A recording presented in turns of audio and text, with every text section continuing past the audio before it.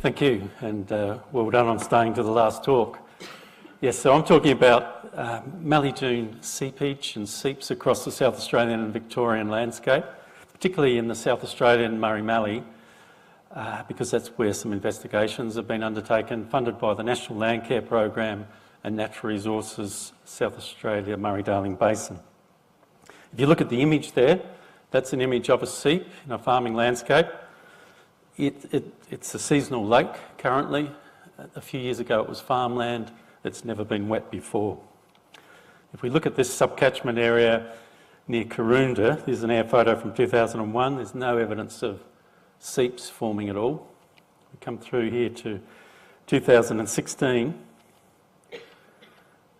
and 5% of the area is now too wet to farm. But the impact on production is much greater than that 5%, because these are the best soils in this subcatchment area. So the problem is permanent to semi-permanent waterlogging on land that was formerly arable. Now if we look at risk areas, there's the sandy mallee areas in South Australia and into Victoria. There's also the deep siliceous sands. They're a problem as well. So the main risks are deep sandy soils, low permeability clays, continuous winter-only cropping, and excellent summer weed control. Now, the recent appearance of most seeps suggests changed farming practices have altered landscape hydrology. And if you look at this image, a lot of these landscapes are like this. In summertime, or for 6 months of the year, there's nothing growing, and as you see, there's either none or very few trees. A whole range of investigations and activities have been undertaken at 4 subcatchments: soil characterisation, drilling, installation of monitoring wells, looking at risks, so for example with NDVI mapping, and farm trials as well. At all the 4 investigated subcatchments, this is what we've found. A sandy soil, particularly the deeper sandy soils where the water moves quickly through those. A sandy clay loam or light clay subsoil, where also the water moves quite easily through that, and then it's been held up by the Blanchetown clay underneath, and there's a perch water table form, and when that comes close to the land surface is where a seep forms. There's been a survey of land managers across the South Australian and Victorian Mallee. 85% of respondents were concerned about economic losses caused by seeps. 85%. There's a number of management approaches, but the main one, the best one, is the whole of landscape approach to improve water use and productivity. This can be done by using land management zones or thinking of landscapes in that way, or matching land use to land type.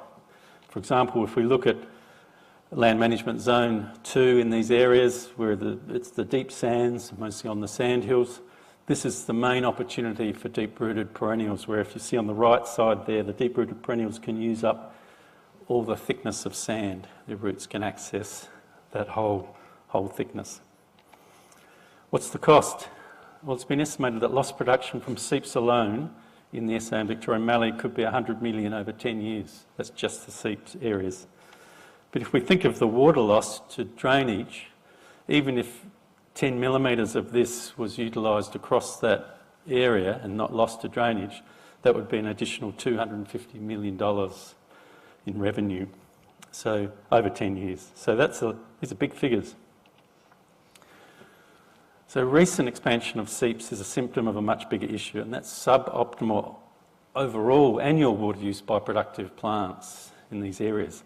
So water is lost to perch water tables or seeps where there's clay present, but in other areas where there's no clay, the water is lost to deep drainage, as you see on the left-hand side of that image there. But how much? So we don't know how much water is being lost to drainage below root zones or the true cost. Spatial modelling utilising the State Land and Soil Information Framework data sets is required, and other data as well. If we look at a water balance model, under continuous cropping, we know that the deep drainage has increased, but we don't know by how much. We know the lateral water flow across clay surfaces has increased, but we don't know by how much. And there hasn't been any real study done on whether rainfall patterns have changed in the recent years and what effect that might have had. In conclusion, the expansion of seeps is a farming system issue and a water imbalance issue in sandy landscapes. So farming system change is key to greater water use and productivity and to less environmental harm.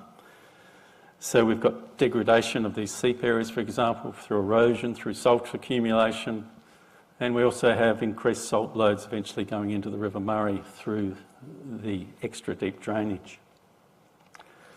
Now, a range of priorities and recommendations are included in a summary report that was done late last year, especially the continuation of monitoring programs, which become more and more valuable with time. That's the monitoring of soil moisture, monitoring of perch water tables as well.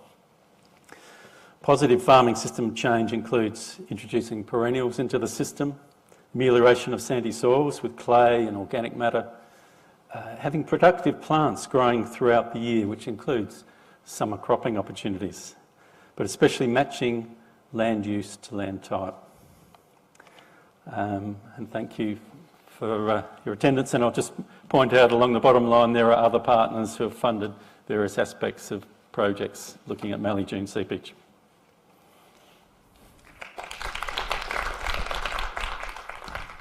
Thank you, James.